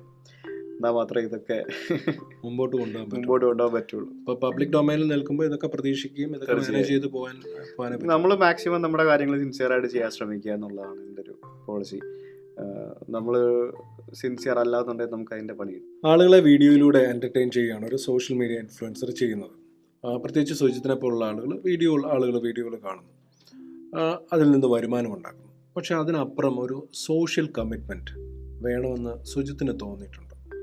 തീർച്ചയായും നമ്മൾ ചെയ്യുന്ന ഓരോ കാര്യങ്ങളും ആളുകൾ അനുകരിക്കാൻ ശ്രമിക്കാറുണ്ടല്ലോ പലതും. ഇപ്പോൾ നമ്മൾ പ്രൊമോട്ട് ചെയ്യുന്ന പ്രോഡക്റ്റുകൾ അവർ വാങ്ങിക്കുക എന്ന് പറയുന്ന പോലെ തന്നെ നമ്മൾ ചെയ്യുന്ന കാര്യങ്ങളും അവർ അനുകരിക്കാൻ ശ്രമിക്കാറുണ്ട്. അപ്പോൾ നമ്മളത് പരമാവധി അതറിഞ്ഞ് സോഷ്യലി കമ്മിറ്റഡ് ആയിട്ടുള്ള കാര്യങ്ങൾ ചെയ്യുക എന്നുള്ളതാണ് പല കാര്യങ്ങളും ഉള്ളത്. ഇപ്പോൾ റീസെൻ്റ്ലി കഴിഞ്ഞ ദിവസം ഞാൻ ഗോവയിൽ പോയപ്പോഴത്തേക്കിന് ഹെൽമെറ്റ് ഇല്ലാതെ ഞാൻ 2 വീലർ ഓടിച്ചു. നോർമലി എല്ലാവരും ചെയ്യുന്നൊരു കാര്യമാണ്. അവിടെ ചെല്ലുമ്പോഴത്തേക്കിനും അത്യാവശ്യം ബീച്ചിൽ നനഞ്ഞ് കയറി പോകുമ്പോഴും അങ്ങോട്ട് ഇങ്ങോട്ട് പോകുമ്പോഴൊക്കെ ഹെൽമെറ്റ് എപ്പോഴും വെച്ചുകൊണ്ട് പോലും ബുദ്ധിമുട്ടാണ്. പിന്നെ അവിടുത്തെ പോലീസും കുറേ കണ്ണടക്കി പിന്നെ അത്യാവശ്യം പിടിച്ച് കഴിഞ്ഞാൽ 100 രൂപ കൊടുത്തിട്ട് പോകും. അപ്പം നമ്മളത് വീഡിയോയിൽ കാണിക്കുമ്പോഴത്തേക്കിനും പ്രശ്നങ്ങളാണ്. അത് നമ്മളങ്ങനെ ചെയ്യാൻ പാടില്ല. പക്ഷെ ഞാൻ ചെയ്തു, അതെൻ്റെ തെറ്റാണ്, പക്ഷെ അങ്ങനെ ചെയ്യാൻ പാടില്ല. പിന്നെ തെറ്റായ കാര്യങ്ങൾ നമ്മൾ പ്രോത്സാഹിപ്പിക്കുക, അങ്ങനത്തെ കാര്യങ്ങളൊന്നും ചെയ്യാൻ പാടില്ല എന്നുള്ള കാര്യമാണ്. അപ്പോൾ അങ്ങനെ കുറേ കാര്യങ്ങൾ നമ്മൾ ശ്രദ്ധിക്കേണ്ടതായിട്ടുണ്ട്. കാരണം ഇൻഫ്ലുവൻസർ എന്നുള്ള രീതിയിൽ നിൽക്കുമ്പോഴത്തേക്കിനും നമ്മൾ കറക്റ്റായിട്ട് കാര്യങ്ങൾ പറയേണ്ടത് അത്യാവശ്യമായിട്ടുള്ളൊരു കാര്യമാണ്. നമ്മൾ കള്ളം പറഞ്ഞു കഴിഞ്ഞാൽ അത് പ്രശ്നങ്ങളാവും. കള്ളം പറയാൻ പാടില്ല. നിയമം അനുസരിക്കണം, സത്യസന്ധമായിട്ട് കാര്യങ്ങൾ ചെയ്യണം, സമൂഹത്തിന് മാതൃകയാവണം. അങ്ങനെ ഒത്തിരി കാര്യങ്ങളുണ്ട്. പരമാവധി അങ്ങനെയൊക്കെ ആകാൻ ശ്രമിക്കാറുണ്ട്. ഇടയ്ക്ക് സംഭവം കുറ്റങ്ങളൊക്കെ ഉണ്ടാവും, മനുഷ്യല്ലേ, മനഃപൂർവ്വം അങ്ങനെ ചെയ്യാൻ ശ്രമിക്കാറില്ല. എൻ്റർടൈൻമെൻ്റ് എന്ന് പറയുമ്പോൾ സിനിമയ്ക്കാണല്ലോ ആദ്യത്തെ സ്ഥാനം. അപ്പോൾ സിനിമയുടെ ആസ്വാദന രീതിയൊക്കെ തിയേറ്ററുകളിൽ നിന്ന് ഓൺലൈൻ സ്ട്രീമിംഗ് സൈറ്റുകളിലേക്ക് മാറി. സോഷ്യൽ മീഡിയ പ്ലാറ്റ്ഫോംസിൽ ഭാവിയിൽ അങ്ങനെ എന്തെങ്കിലും സാധ്യതകൾ ഉണ്ടാകുമെന്ന് സുജിത്തിന് തോന്നിയിട്ടുണ്ടോ? അങ്ങനെയാണെങ്കിൽ മലയാളി വ്ളോഗേഴ്സ് കമ്മ്യൂണിറ്റി ആ മാറ്റങ്ങൾ ഉൾക്കൊള്ളാൻ തയ്യാറായിട്ടുണ്ടോ? കാലം മാറുന്നതനുസരിച്ച് ഇപ്പോൾ നമ്മളെല്ലാവരും മാറി. ഇപ്പം ബ്ലോഗിങ് ഉണ്ടായിരുന്നത് മാറി, വീഡിയോ ബ്ലോഗിങ്ങിലേക്ക് മാറി. ഒരു കാലഘട്ടത്തിൽ എന്താ പറയുക, ടിക്ടോക്ക് ഭയങ്കര സംഭവമായിരുന്നു. പെട്ടെന്നൊരു സുപ്രഭാതത്തിൽ ടിക്ടോക്ക് നിരോധിച്ചു. ഇപ്പോൾ ഇൻസ്റ്റാഗ്രാം വന്നു, ഇൻസ്റ്റാഗ്രാമിൽ IGTV വന്നു, ടിക്ടോക്കിലെ പോലെ തന്നെ റീൽസ് ഇട്ട് തുടങ്ങിയ ആൾക്കാർ, 15 സെക്കൻഡ് വീഡിയോസ് ഇട്ട് തുടങ്ങിയ ആൾക്കാർ ഇല്ലേ. അപ്പോൾ അങ്ങനെ ഒരു രീതിയിലും പുതിയ പ്ലാറ്റ്ഫോംസ് ഇങ്ങനെ വന്നുകൊണ്ടിരിക്കും. പിന്നെ മൂവീസ് ഇപ്പം നെറ്റ്ഫ്ലിക്സിലും ആമസോണിലും വന്നു തുടങ്ങി. ഇപ്പോൾ ശരിക്കും ഇപ്പം കഴിഞ്ഞ മാസം എൻ്റെ വീട്ടിൽ ഞാൻ കേബിൾ TV പാടെ ഡിസ്കണക്ട് ചെയ്തു. ഞാൻ പറഞ്ഞു ഇനിയിപ്പോൾ ആകെ അച്ഛനും അമ്മയ്ക്കും മൊബൈൽ ഉപയോഗിക്കാൻ അറിയാം, അവർക്ക് സ്മാർട്ട് TV ഉപയോഗിക്കാൻ പഠിപ്പിച്ചാൽ മതി, അവർ ഉപയോഗിച്ചോളും. എല്ലാം സബ്സ്ക്രിപ്ഷനും കാര്യങ്ങളൊക്കെ എടുത്തു കഴിഞ്ഞാൽ ആവശ്യമുള്ള കണ്ടൻറ്റ് ആവശ്യമുള്ള സമയത്ത് കാണാം. സീരിയൽ ഇപ്പോൾ രാത്രി തന്നെ ഇരുന്ന് കാണണ്ട, സീരിയൽ കാണാൻ രാവിലെ കാണാം, ഉച്ചയ്ക്ക് ഫ്രീ ടൈമിൽ കാണാം, ഇനി ഇന്ന് കണ്ടില്ല നാളെ കാണാം ഇല്ലേ. ഇഷ്ടമുള്ള സമയത്ത് ഇഷ്ടമുള്ള കാര്യങ്ങൾ കാണാം. അപ്പോൾ ആ ഒരു തരത്തിലേക്ക് കാര്യങ്ങൾ മാറിക്കൊണ്ടിരിക്കുമ്പോഴത്തേക്കിനും സ്വാഭാവികമായിട്ടും നാളെ ഈ പറഞ്ഞ രീതിയിൽ യൂട്യൂബിലും ഫേസ്ബുക്കിലും ഇൻസ്റ്റാഗ്രാമിലും എല്ലാത്തിലും വ്യത്യാസങ്ങളുണ്ടാവും. ചിലപ്പോൾ പുതിയ പ്ലാറ്റ്ഫോമുകളായിരിക്കും വരിക. യൂട്യൂബ് വരെ ഷോർട്സ് എന്നും പറഞ്ഞിട്ട് ചെറിയ വീഡിയോസിന് വേണ്ടി ഇമ്പ്രൂവ് ചെയ്തു. യൂട്യൂബിൽ സ്റ്റോറീസ് വന്നു. ഇപ്പോൾ KFCയിൽ ബർഗർ വെക്കുന്നു, മക്ഡൊണാൾഡ്സിൽ ചിക്കൻ വെക്കുന്നു എന്ന് പറയുന്ന പോലെ തന്നെ യൂട്യൂബിലും ഷോർട്സ് വന്നു, യൂട്യൂബിൽ സ്റ്റോറീസ് വന്നു, കമ്മ്യൂണിറ്റി ടാബ്സ് വരുന്നു. അതേപോലെ തന്നെ ഇൻസ്റ്റാഗ്രാമുകാർ വീഡിയോ തുടങ്ങുന്നു, ഫേസ്ബുക്കുകാർ വീഡിയോ തുടങ്ങുന്നു. അപ്പോൾ എല്ലാവരും അങ്ങോട്ടും ഇങ്ങോട്ടും എല്ലാ കോണ്ടൻസും എടുക്കണം എന്നുള്ള രീതിയിൽ ഇങ്ങനെ ചെയ്തുകൊണ്ടിരിക്കുകയാണ്. അപ്പോൾ സ്വാഭാവികമായിട്ടും മാറ്റങ്ങളുണ്ടാവും, പുതിയ റെവല്യൂഷൻസ് വരും. പണ്ട് ഓർക്കുട്ട് ഉണ്ടായിരുന്നു, മാറി. ഓർക്കുന്നു പോലുമില്ല. അപ്പോൾ അത്തരത്തിലുള്ള മാറ്റങ്ങൾ സ്വാഭാവികമായിട്ടും പ്രതീക്ഷിക്കുക. ആ മാറ്റങ്ങൾക്കൊപ്പം നമ്മൾ മാറാൻ സാധിക്കണം എന്നുള്ളതാണ് ഏറ്റവും വലിയൊരു കാര്യം. അടുത്തിടെ ഒരു ടെലിവിഷൻ കൊമേഴ്ഷ്യൽ ആദ്യമായി സുജിത്ത് അഭിനയിച്ചു. ഒരുപക്ഷെ മലയാളത്തിൽ ആദ്യമായിട്ടായിരിക്കും ഒരു കോണ്ടന്റ് ക്രിയേറ്റർ ഒരു പരസ്യത്തിൽ അഭിനയിക്കുന്നത്. എന്തെങ്കിലും ഒരു കാലത്ത് അഭിനയിക്കേണ്ടി വരുമെന്ന് എപ്പോഴെങ്കിലും ചിന്തിച്ചിട്ടുണ്ടോ? ആദ്യ പരസ്യ ചിത്രത്തിലെ അനുഭവങ്ങൾ എങ്ങനെയുണ്ടായിരുന്നു? ശരിക്കും കേരളത്തിലാണ് ഇത് കുറവ്. മറ്റ് സംസ്ഥാനങ്ങളിൽ ഈ യൂട്യൂബേഴ്സ് അല്ലെങ്കിൽ സോഷ്യൽ മീഡിയ ഇൻഫ്ലുവൻസേഴ്സ് സിനിമകളിലും മറ്റുമൊക്കെ അഭിനയിക്കുന്ന പ്രവണത ധാരാളമുണ്ട്. കാരണം അതിനകത്ത് 2 കാര്യങ്ങളുണ്ട്. ഒന്ന്, അവരുടെ പ്ലാറ്റ്ഫോമിൽ അവരത് മാർക്കറ്റ് ചെയ്യും ഈസി ആയിട്ട്. ഞാൻ അഭിനയിച്ച സിനിമ, ഇല്ല ഞാൻ അഭിനയിച്ച പരസ്യം എന്ന് പറഞ്ഞിട്ട്. പിന്നെ ഭയങ്കര ഫെമിലിയർ ഫേസ് ആണ്. പിന്നെ ആ ഒരു ആളിനോടുള്ള ആ ഒരു ട്രസ്റ്റ്, ആ ഒരു പരസ്യം കാണുമ്പോഴും ആളുകൾക്ക് ഫീൽ ചെയ്യും. ഇപ്പോൾ എൻ്റെ ആ പരസ്യം കണ്ടിട്ട് Vivo V20 വാങ്ങിച്ച എത്ര ആൾക്കാർ എനിക്കറിയാമെന്നറിയോ? സിദ്ധാർത്ഥൻ്റെ പരസ്യം കണ്ടിട്ട് വാങ്ങിച്ചു എന്ന് പറഞ്ഞിട്ട് അങ്ങനെ ചെയ്ത ആൾക്കാർ ഇഷ്ടം പോലെ ഉണ്ട്. അപ്പോൾ അത് വലിയൊരു കാര്യമാണ്. അത് വലിയൊരു അംഗീകാരമായിരുന്നു ആ ഒരു പരസ്യം കിട്ടിയത്. ശരിക്കും അത് കഴിഞ്ഞിട്ട് 1-2 പരസ്യങ്ങളിലും കൂടെ അഭിനയിച്ചു. അതൊരു ഇംഗ്ലീഷിലുള്ളൊരു പരസ്യമായിരുന്നു. ഇൻഡലിൻ്റെ ആഡായിരുന്നു. അത് റിപ്പബ്ലിക് TV-യിലാണ് കാണിച്ചത്. അതിന് ശേഷമാണ് പിന്നെ അവിടെ TV-യിൽ വിഷയമായി മാറിയത്. അപ്പോൾ അങ്ങനെ 2 പരസ്യത്തിൽ അഭിനയിച്ചു. എന്ത് ടൈപ്പ് ഓഫ് ഒരു എക്സ്പീരിയൻസ് ആയിട്ട് തോന്നിയത്? അത് ഭയങ്കര ബുദ്ധിമുട്ടാണ് നമ്മൾ വിചാരിക്കുന്നത്. സുജിത്തിന്റെ വീഡിയോസിൽ സുജിത്ത് തന്നെയാണ് ക്യാമറ കൈകാര്യം ചെയ്യുന്നത്. പക്ഷെ പരസ്യത്തിൽ അഭിനയിക്കുമ്പോൾ ഒരു ക്രൂവിന്റെ മുമ്പിൽ അത് ഭയങ്കര ബുദ്ധിമുട്ടാണ്. നമുക്ക് ഒരു 30 സെക്കൻഡുള്ള പരസ്യം ഷൂട്ട് ചെയ്യാനായിട്ട് ചിലപ്പോൾ 2 ദിവസം ഒരു ഫുൾ ഡേ ഒക്കെ മെനക്കേടാം. നമുക്കൊരു അരമണിക്കൂറുള്ള വീഡിയോ ഷൂട്ട് ചെയ്യാൻ ചിലപ്പോൾ നമുക്കൊരു 1-2 മണിക്കൂർ മതി കംപ്ലീറ്റ്. ഇത് നമ്മൾ വിചാരിക്കുന്ന പോലെയല്ല, ഭയങ്കര ബുദ്ധിമുട്ടാണ്. പക്ഷേ ആ ഒരു ബുദ്ധിമുട്ടിൻ്റെ ആ ഒരു റിസൾട്ട് നമ്മൾ അതിൻ്റെ ഔട്ട് വന്നു കഴിയുമ്പോഴേ നമുക്കത് മനസ്സിലാവുള്ളൂ. അതിൽ ഭയങ്കര ഒരു എക്സ്പീരിയൻസ് ആയിരുന്നു അത്. അഭിനയിക്കുന്നു, പിന്നെ അതേപോലെ തന്നെ ഡബ് ചെയ്യാൻ പോകുന്നു എന്നൊക്കെ പറയുമ്പോഴത്തേക്കിനും നല്ലൊരു എക്സ്പീരിയൻസ് ആയിരുന്നു. സാധാരണ നമ്മൾ ചെയ്യുന്ന കാര്യങ്ങളൊന്നും. അതെ, വോയിസ് ഓവർ പോലും ഞാൻ കൊടുക്കാറില്ല. ഒരു സോഷ്യൽ മീഡിയ ഇൻഫ്ലുവൻസർ ആയിരിക്കുമ്പം സ്പോൺസർഷിപ്പ് ഒരു അവിഭാജ്യ ഘടക. പ്രത്യേകിച്ച് മുമ്പോട്ട് പോകണമെങ്കിൽ പണം നമ്മുടെ കയ്യിൽ ഉണ്ടായേ തീരുള്ളൂ. അപ്പോൾ ഈ ബ്രാൻഡുകളുമായിട്ടുള്ളൊക്കെ എഗ്രിമെൻറ്റിൽ ഏർപ്പെടുമ്പോൾ സുജിത്ത് ഏതൊക്കെ കാര്യങ്ങളാണ് ശ്രദ്ധിക്കാറുള്ളത്? പ്രത്യേകിച്ച് അടുത്ത കാലത്ത് കുറച്ച് വിവാദങ്ങളൊക്കെ ഉണ്ടായതിൻ്റെ ഒരു പശ്ചാത്തലത്തിലാണ് ചോദിക്കുന്നത്.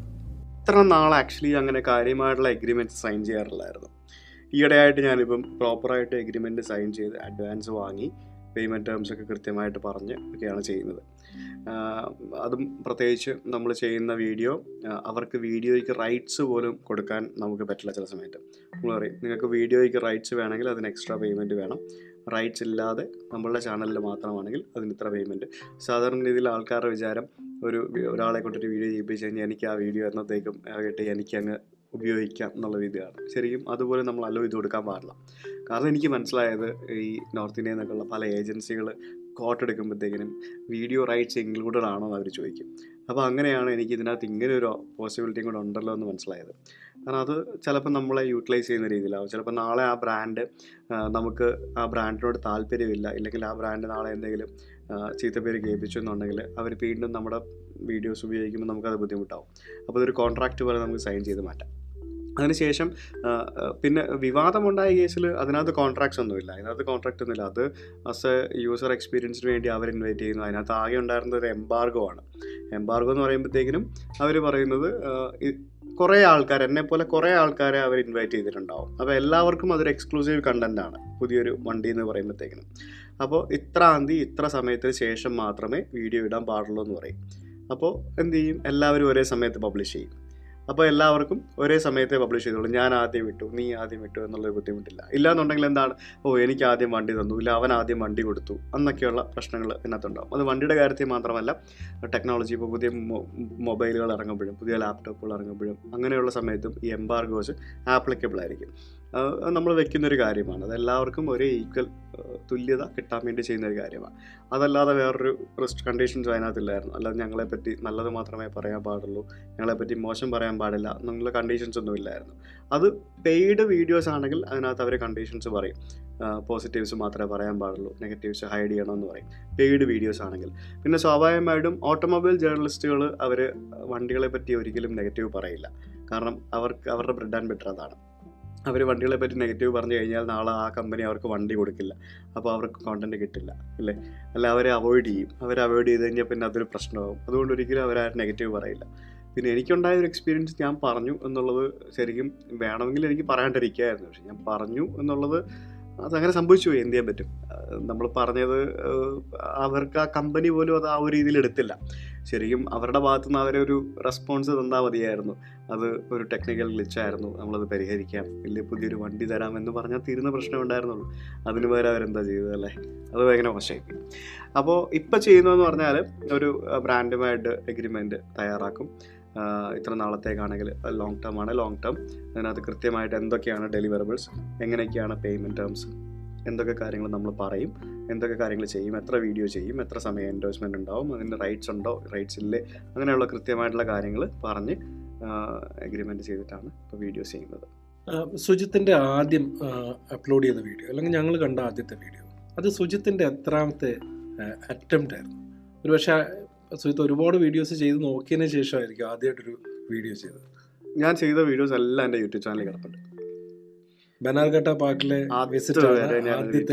അതുവരെ എൻ്റെ യൂട്യൂബ് ചാനലിൽ കിടപ്പുണ്ട്. ഞാൻ ഒന്നും ഡിലീറ്റ് ചെയ്തിട്ടില്ല. ചില ആൾക്കാരൊക്കെ യൂട്യൂബിൽ കുറേ വീഡിയോസ് ചെയ്തിട്ട് പഴയതൊക്കെ ഡിലീറ്റ് ചെയ്തിട്ടുണ്ട്. ഞാനതൊന്നും ചെയ്തിട്ടില്ല. ഇപ്പോഴും അത് എവിടെ കീപ്പ് ചെയ്തിട്ടുണ്ട് ആ വീഡിയോസ്.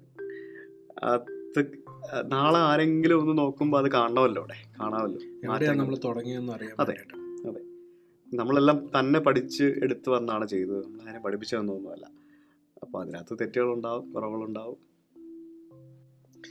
നിങ്ങളുടെ വീട് ഇപ്പം സുജിത് ഭക്തൻ ഒരു വീഡിയോ ബ്ലോഗറാണ്, വൈഫ് വീഡിയോ ബ്ലോഗിങ്ങിലുണ്ട്, അതേസമയം സഹോദരനും ഇതേ പ്രൊഫഷനിലാണ്. അപ്പം എങ്ങനെയാണ് വീടുകളിൽ ഇപ്പം നിങ്ങൾ ചെയ്യുന്ന പ്രോജക്ട്സുകളൊക്കെ അങ്ങോട്ടും ഇങ്ങോട്ടും ഡിസ്കസ് ചെയ്യാറുണ്ടോ? യാത്രകളെക്കുറിച്ച് അങ്ങോട്ടും ഇങ്ങോട്ടും പറയാറുണ്ടോ? അത് ഓരോരുത്തരുടെ പ്രൊഫഷൻ ഒരിക്കലും ഇല്ല. ഇതിനകത്ത് ഞാൻ മാത്രമാണ് ഒരു പ്രൊഫഷനായിട്ട് കാണുന്നത്. ഇപ്പോൾ ശ്വേത ലോക്ക്ഡൗണിൽ വെറുതെ ഒരു ഫണ്ടിന് വേണ്ടി, ടൈം പാസിന് വേണ്ടിയാണ് ഒരു ചാനൽ തുടങ്ങിയത്. അബി അതേപോലെ തന്നെ ഒരു ടൈം പാസിന് വേണ്ടിയാണ് ചാനൽ തുടങ്ങിയത്. He is not at all interested എന്ന് എനിക്കറിയാം. കാരണം അവൻ ഇൻട്രസ്റ്റഡ് ഉണ്ടെങ്കിൽ സ്വാഭാവികമായിട്ട് അവനത് മുന്നോട്ട് കൊണ്ടുപോകും. അവനതിൽ നിന്ന് പേയ്മെൻറ്റ് വരെ കിട്ടി തുടങ്ങിയതാണ്. പൈസയും കൂടെ കിട്ടി തുടങ്ങുമ്പോഴത്തേക്കിനും അതിനകത്ത് ഇൻട്രസ്റ്റഡ് ഉണ്ടെങ്കിൽ സ്വാഭാവികമായിട്ട് അത് മുന്നോട്ട് കൊണ്ടുപോകും. പക്ഷെ അവനിപ്പോൾ പഠിച്ചുകൊണ്ടിരിക്കുകയാണ്. ഞാനതുകൊണ്ട് കൂടുതലായിട്ട് ഞാൻ കമ്പൽ ചെയ്യാറില്ല. കാരണം പഠിത്തം തീർന്നിട്ട് മതി എന്നുള്ളൊരു ഇത് ഞാൻ അവന് കൊടുത്തിട്ടുണ്ട്. അപ്പോൾ അതുകൊണ്ട് കൂടുതലായിട്ട് ഞാൻ കമ്പൽ ചെയ്യാറില്ല. പഠിത്തം തീർന്നു കഴിഞ്ഞിട്ട് പിന്നെ അവൻ്റെ ഇഷ്ടമാണ് ഇത് ചെയ്യണോ അതോ വേറെ എന്തെങ്കിലും ചെയ്യണോ എന്നുള്ളത്. എന്നാലും എൻ്റെ കൂടെ കൂടാൻ പറ്റുവാണെങ്കിൽ എൻ്റെ കൂടെ കൂടാൻ മാക്സിമം മോസ്റ്റ് വെൽക്കം ഞാൻ പറഞ്ഞിട്ടുമുണ്ട്. പിന്നെ അതൊക്കെ ഓരോരുത്തരുടെ പേഴ്സണൽ കാര്യങ്ങളാണ്. ശ്വേതയുടെ കാര്യത്തിൽ ശ്വേത തുടക്കത്തിലൊക്കെ അത്യാവശ്യം നന്നായിട്ട് വീഡിയോ ചെയ്തു, നല്ല റീച്ചൊക്കെ കിട്ടുന്നുണ്ട്. അവർ ഫാമിലി ആയിട്ട് എല്ലാവരും കൂടെ ചെയ്തുകൊണ്ടിരുന്നത്. പിന്നെ അത് ലോക്ക്ഡൗൺ ഒക്കെ കഴിഞ്ഞപ്പോഴത്തേക്കിനും മടിയൊക്കെ പിടിച്ചു, പിന്നെ അത് നിന്നു, അതങ്ങനെ മാറി. പിന്നെ ഒരു വീട്ടിൽ 2 വ്ളോഗേഴ്സ് വാഴുമല്ല, ബുദ്ധിമുട്ടായിരിക്കും. ഇപ്പോൾ ഞങ്ങൾ രണ്ടും കൂടെ ട്രാവൽ ചെയ്യുമ്പോഴത്തേക്കും ഞാൻ എനിക്ക് കണ്ടന്റ് ഉണ്ടാക്കാൻ നോക്കും, ശ്വേതയ്ക്ക് കണ്ടന്റ് ഉണ്ടാക്കാൻ നോക്കും. അതവിടെ അടിയാവും. അതെ, കോൺഫ്ലിക്റ്റ് ഓഫ് ഇൻട്രസ്റ്റ് അത് വരും. അപ്പോൾ അതുകൊണ്ട് അത് വി ആർ ഹാപ്പി. സുജിത്ത് നേരത്തെ പറഞ്ഞ പോലെ സുജിത്ത് ഒരുപാട് ആൾക്കാരെ ഇൻസ്പയർ ചെയ്തിട്ടുണ്ട്, അല്ലെങ്കിൽ ഒരുപാട് ആൾക്കാർ സുജിത്ത് കാരണം വ്ളോഗിങ് ഒരു കരിയർ ആയിട്ട് എടുക്കാനായിട്ട് കാരണമായിട്ടുണ്ട്. പക്ഷെ ഞങ്ങൾക്ക് അറിയേണ്ടത് സുജിത്തിനെ ഇൻസ്പയർ ചെയ്തിട്ടുള്ള ആൾക്കാർ ആരൊക്കെയാണ്? നല്ലൊരു ചോദ്യം. ഞാൻ വീഡിയോ ബ്ലോഗിങ് എന്ന് പറയുന്ന സംഭവത്തിലേക്ക് ഇൻസ്പയർഡ് ആവാനായിട്ട് കാരണം ആരോന്ന് ചോദിച്ചു കഴിഞ്ഞാൽ, സത്യം പറഞ്ഞാൽ എനിക്ക് ഇതിനെപ്പറ്റി വലിയ ഐഡിയ ഒന്നുമില്ലായിരുന്നു. എന്തെങ്കിലും കാരണം KSRTCയുടെ 1-2 ലീഗൽ ഇഷ്യൂസും അവരുടെ ഹരാസ്മെൻറ്റും ഒക്കെ കാരണം ഞാൻ ആക്ച്വലി മടുത്തിരുന്നു. അത്രയധികം മനം മടുത്തിരിക്കുന്ന ഒരവസ്ഥയിലാണ് പുതിയതായിട്ട് എന്തെങ്കിലും ചെയ്യണമെന്ന് പറഞ്ഞിരുന്നത്. അങ്ങനെയാണ് ടെക് ട്രാവലിറ്റ് എന്ന് പറഞ്ഞൊരു വെബ്സൈറ്റ് തുടങ്ങി. ആനവണ്ടി ബ്ലോഗ് പോലെ തന്നെ ടെക് ട്രാവലിറ്റ് എന്ന് പറഞ്ഞൊരു വെബ്സൈറ്റ് തുടങ്ങി, ഞാൻ എഴുതി തുടങ്ങി. അപ്പം അത് ട്രാവലാണ്, ഭയങ്കര വലിയൊരു ഫീൽഡാണ്. ഇംഗ്ലീഷിൽ എഴുതുക എനിക്ക് അത്ര വലിയ എക്സ്പേർട്ടൊന്നുമല്ല, ഞാൻ അത്ര വലിയ ഇംഗ്ലീഷ് നോളജുള്ള ഒരാളല്ല എഴുത്തിൽ. അപ്പോൾ അത് കുറേയൊക്കെ ട്രൈ ചെയ്ത് ഒന്നും ഹിറ്റാവുന്നില്ല, സക്സസ് ആവുന്നില്ല. അപ്പോൾ പിന്നെ എന്ത് ചെയ്യാമെന്നൊക്കെ ഇങ്ങനെ നോക്കിയപ്പോഴാണ് യൂട്യൂബിൽ കുറേ വീഡിയോസൊക്കെ ഇങ്ങനെ ട്രാവൽ വീഡിയോസൊക്കെ ഇങ്ങനെ ആരുടെയൊക്കെ കുറേ വീഡിയോസ് കണ്ടു. പിന്നെ MKBHD, പിന്നെ കാസി നെയ്സ്റ്റാറ്റ്, അങ്ങനെ കുറേ ഇംഗ്ലീഷ് ആൾക്കാരുടെയൊക്കെ വീഡിയോസ് കണ്ടു. പിന്നെ നോക്കിയപ്പോഴത്തേക്കിനും ഇവിടെ രതീഷ് ആർ മേനോൻ്റെ ടെക്നോളജി വീഡിയോസ് കാണാം ആ സമയത്ത്. പിന്നെ അങ്ങനെ കുറച്ച് മലയാളത്തിൽ കുറച്ച് വീഡിയോസ് അങ്ങനെ അത്തരത്തിലാണ് കണ്ടത്. പിന്നെ വ്ളോഗിനെ പറ്റി കുറേയൊക്കെ പഠിച്ചു തുടങ്ങി. അങ്ങനെ വ്ളോഗേഴ്സ് എന്താണ് ചെയ്യുന്നത്, എങ്ങനെയാണ് ചെയ്യുന്നതെന്ന് നോക്കി. പിന്നെ ബോബിറ്റിൻ്റെയും ടോണിയുടെയൊക്കെ കുറേ നിർദ്ദേശങ്ങളൊക്കെ സ്വീകരിച്ച് ഇങ്ങനെ പതുക്കെ ഒരു ക്യാമറയൊക്കെ വാങ്ങിച്ചൊക്കെ തുടങ്ങിയതാണ്. അതാണ് പിന്നെ നമ്മൾ പിന്നെ ട്യൂൺ ചെയ്ത് ഇങ്ങനെ എടുത്ത് ഈ ഒരു പരുവത്തിലാക്കിയത്. അപ്പം കാസി നെയ്സ്റ്റാറ്റും 2 പേരല്ലേ? അവരൊക്കെയാണ് തുടക്കത്തിൽ ഒരു എന്താ പറയുക ഒരു ഇൻസ്പിറേഷൻ എന്ന് പറയാനായിട്ട്. പിന്നെ എന്താ പറയുക അങ്ങനെ എടുത്ത് പിന്നെ പേരെടുത്ത് പറയാനുള്ളൊരു ഇൻസ്പിറേഷൻ ഒന്നും ഇല്ല. കാരണം നമുക്കറിയില്ലല്ലോ എന്താണ് സംഭവം എന്നുള്ളത്. എനിക്ക് അന്ന് ആ സമയത്ത് തുടങ്ങുന്ന സമയത്ത് പോലും എന്താണ് ഇതിനകത്ത് നടക്കുന്നത് വ്യക്തമായിട്ടുള്ള ധാരണയൊന്നും ഇല്ലായിരുന്നു. പിന്നീടാണ് അതിൻ്റെ ബിസിനസ് മോഡലിനെ പറ്റിയൊക്കെ മനസ്സിലായത്. മലയാളത്തിൽ ആരെങ്കിലും വല്ലപ്പോഴെങ്കിലും കാണാൻ ഇഷ്ടപ്പെടുന്ന ഒരു കോണ്ടന്റ് ക്രിയേറ്റർ? തീർച്ചയായും. ഞാൻ ഇപ്പം മലയാളത്തിലുള്ള ഒരുമാതിരിപ്പെട്ട എല്ലാ വീഡിയോസും ഞാൻ കാണാറുണ്ട്. ഫുള്ളിരുന്ന് കണ്ടില്ലെങ്കിൽ ഞാൻ ഓടിച്ചിട്ടാണെങ്കിലും ഞാൻ ഒരുമാതിരി എല്ലാ ആൾക്കാരുടെയും വീഡിയോസ് ഞാൻ കാണാറുണ്ട്. എനിക്ക് ട്രാവലിൽ എനിക്ക് ഏറ്റവും ഇഷ്ടം ഒരു അഷ്റഫ് എക്സൽ എന്ന് പറഞ്ഞിട്ടൊരു പുള്ളിയുണ്ട്, റൂട്ട് റെക്കോർഡ്സ് എന്ന് പറഞ്ഞിട്ട്. നല്ല മനോഹരമായിട്ട് ഒരു ഡോക്യുമെൻ്ററി സ്റ്റൈലിൽ വീഡിയോ ചെയ്യുന്ന ഒരാളാണ്. പുള്ളി എനിക്ക് ഭയങ്കര ഇഷ്ടമാണ്. പിന്നെ മലയാളത്തിൽ കുറേ ചാനൽസ് ഞാൻ കാണാറുണ്ട്. അതിപ്പോൾ എനിക്ക് സെലക്റ്റീവായിട്ട് ഇഷ്ടപ്പെടുന്നു എന്ന് തോന്നുന്ന ഒരുമാതിരി എല്ലാവരുടെയും ചാനൽ ഞാൻ സബ്സ്ക്രൈബ് ചെയ്തിട്ടുമുണ്ട്.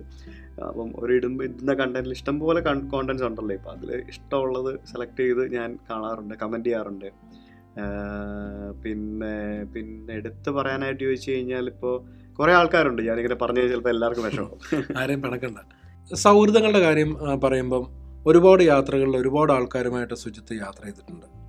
ഇപ്പം സലീഷ്, ഇപ്പം ഹാരിസ് അമീർ അലി, ബൈജു നായർ, സുനീർ കാൻഡി, സഹീർ, എമിൽ ജോർജ്, ഇങ്ങനെ ഒരുപാട് ആൾക്കാർ ഒപ്പം യാത്ര ചെയ്തിട്ടുണ്ട്. ഇതൊക്കെ വീഡിയോയിലൂടെ കണ്ട് പിന്നീട് സുഹൃത്തുക്കളായതായിരുന്നോ അതോ യാത്രയ്ക്ക് വേണ്ടിയിട്ട് ഈ സുഹൃത്തുക്കളെ സുജിത്ത് കണ്ടെത്തിയതാണ്?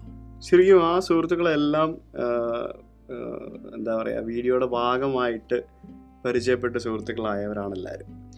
സലീഷ് ചേട്ടനാണെങ്കിൽ ശരിക്കും എന്നെ പണ്ട്, അന്ന് എനിക്ക് 50,000 സബ്സ്ക്രൈബേഴ്സ് എന്തേ ഉള്ളൂ. ആ സമയത്ത് അവരുടെ റിസോർട്ടിൻ്റെ പ്രൊമോഷൻ്റെ ഭാഗമായിട്ട് ഇൻവൈറ്റ് ചെയ്ത് പോയിട്ട് പരിചയപ്പെടുന്നതാണ്. അത് 2.5 വർഷം മുമ്പാണ്. അപ്പോൾ അന്ന് മുതലുള്ള പരിചയം ഇന്ന് വരെ ഇപ്പോഴും ഉണ്ട്. കഴിഞ്ഞ ആഴ്ചത്തെ വീഡിയോ വരെയുണ്ട്. അതിലൊരു രസം എന്ന് പറഞ്ഞു കഴിഞ്ഞാൽ, ഞാൻ അവരോട് പറഞ്ഞിട്ടില്ല നിങ്ങൾ കേരളത്തിൽ നിന്ന് വേറെ ആരും വിളിക്കരുതെന്ന്. പക്ഷെ അവർ കേരളത്തിൽ നിന്ന് വേറെ ഒരു വ്ളോഗറേയും വിളിച്ച് വീഡിയോ ചെയ്യിപ്പിച്ചിട്ടുമില്ല. ഞാൻ പറഞ്ഞിട്ടുമില്ല നിങ്ങൾ ആരെയും വിളിക്കരുതെന്ന്. പക്ഷെ എന്താണെന്ന് എനിക്കറിയില്ല. ഞാൻ കഴിഞ്ഞ ദിവസം പോയപ്പോൾ പോലും ചോദിച്ചു, അത് വേണ്ട എന്നുള്ളതാണ് അവർ പറയുന്നത്. അവർക്ക് ഓൾറെഡി അവിടെ ബിസിനസ് ഉണ്ട്, കൂടുതലായിട്ട് അവർക്ക് ചെയ്യേണ്ട ആവശ്യവുമില്ല. അപ്പോൾ അതൊരു വലിയൊരു സൗഹൃദമാണ്. പിന്നെ എമിലിനെ ഈ പറഞ്ഞ പോലെ അവിചാരിതമായിട്ട് പരിചയപ്പെട്ടതാണ്. പിന്നെ ഹാരിസൊക്കെ ആണെങ്കിലും എൻ്റെ ഒരു ട്രെയിനിങ് പ്രോഗ്രാം അറ്റൻഡ് ചെയ്യാൻ വേണ്ടി വന്ന് പരിചയപ്പെട്ടതാണ്. അപ്പോൾ അങ്ങനെ കൂട്ടത്തിൽ യാത്ര ചെയ്തു. പിന്നീട് വ്ളോഗിങ് തുടങ്ങി, ചാനൽ തുടങ്ങി. പിന്നെ ഹാനികാനെ ഞാൻ എമിൽ വഴി പരിചയപ്പെട്ടാണ്. അപ്പോൾ അങ്ങനെ യാത്രകളുടെ ഭാഗമായിട്ട് പരിചയപ്പെട്ടവരാണ് എല്ലാവരും. ഈ വ്ളോഗിങ്ങുമായിട്ട് യാതൊരു ബന്ധമില്ലാത്ത ആൾക്കാരും സുജിത്തിൻ്റെ കൂടെ കൂടിയതിന് ശേഷം വ്ളോഗിങ് തുടങ്ങി. അതെ, മെറോക്കിൽ സുനീർ കാൻഡി. അതെ, ഇപ്പം 3-4 ലക്ഷം സബ്സ്ക്രൈബേഴ്സ് ആയിട്ട്. അതെ അതെ. അങ്ങനെ എന്തെങ്കിലും ഒരു മാജിക് ഉണ്ടോ സുജിത്തിൻ്റെ കൂടെ കുറേ നേരം ഇരുന്ന് കഴിഞ്ഞാൽ? അതെനിക്കറിയില്ല. അതിപ്പോൾ ചിലപ്പോൾ നമ്മൾ ഒരുമിച്ച് യാത്ര ചെയ്ത് കഴിഞ്ഞാൽ ചിലപ്പോൾ അരവിന്ദ് ചേട്ടൻ എല്ലാവരും ഇഷ്ടപ്പെട്ട് കഴിഞ്ഞാൽ ചിലപ്പോൾ പറയുമായിരിക്കും, അരവിന്ദ് ഒരു ചാനൽ തുടങ്ങും, ഞങ്ങൾ കാണാമെന്ന് പറയുമായിരിക്കും. എന്തായാലും അങ്ങനെ ഒരു ഉദ്ദേശമില്ല, എനിക്ക് അങ്ങനെ ഒരു ഉദ്ദേശമില്ല. അതിന് ശേഷം അങ്ങനെ ആ ഒരു തരത്തിൽ എൻ്റെ കൂടെ കൂടാൻ കുറേ ആൾക്കാർ വന്നു. അത് നമുക്ക് മനസ്സിലായി, നമുക്കൊരു യൂട്ടിലൈസേഷന് വേണ്ടിയാണെന്ന് മനസ്സിലായി. ഞാനത് അങ്ങനെ അടുപ്പിക്കാറില്ല. ഒരു ദിവസം 2 ദിവസമൊക്കെ യാത്ര ചെയ്യാം, പക്ഷേ അത് ചിലപ്പോൾ ബുദ്ധിമുട്ടാണ്. കാരണം 1-2 പണികളൊക്കെ കിട്ടി. 1-2 പണികൾ കിട്ടിക്കഴിഞ്ഞപ്പോഴത്തേക്കിനും കാര്യങ്ങൾ പഠിച്ചു, ഇനി ശരിയാവില്ല എന്നുള്ളത്. ഇതിനകത്ത് 2 രീതിയിൽ കാര്യങ്ങൾ പോകും. ഒന്ന്, നമുക്ക് ഫണ്ണായിട്ട് കാര്യങ്ങൾ ചെയ്യാം. പക്ഷേ 2 മുതലെടുപ്പ് എനിക്ക് ആദ്യം ആക്ച്വലി മനസ്സിലാക്കിയെടുക്കാൻ ഭയങ്കര ബുദ്ധിമുട്ടായിരുന്നു. ഇവരെന്നെ മുതലെടുക്കാൻ വരികയാണെന്നുള്ളത്. ഞാൻ പിന്നെ പഠിച്ചു. ഇപ്പം എങ്ങനെയാണ് ആൾക്കാർ അപ്രോച്ച് ചെയ്യുന്നത്, ആൾക്കാരെ എങ്ങനെ അനലൈസ് ചെയ്യണം, എങ്ങനെ പഠിക്കണം എന്നൊക്കെ ഞാൻ പഠിച്ചു ഇപ്പം അത്യാവശ്യം. എന്നാൽ ശരിക്കും എമ്മിലൊക്കെ എന്നെ ഭയങ്കര സഹായിച്ചിട്ടുണ്ട് കേട്ടോ, ഒത്തിരി സഹായിച്ചിട്ടുണ്ട്. എമ്മിലൊക്കെ ആക്ച്വലി ഇപ്പോൾ ആ MGയുടെ ഇഷ്യൂ ഉണ്ടാകുന്ന സമയത്തൊക്കെ ശരിക്കും എമ്മിലും ഹാനിക്കാനൊക്കെ എന്നെ ഒത്തിരി സപ്പോർട്ട് ചെയ്തിട്ടുണ്ട്. ഇല്ലാന്നുണ്ടെങ്കിൽ ഞാൻ ആ പ്രശ്നം എൻ്റെ സ്വഭാവത്തിലാണ്, ഞാൻ അത് പ്രതികരിച്ച് കുളവാക്കേണ്ട മനുഷ്യനായിരുന്നു.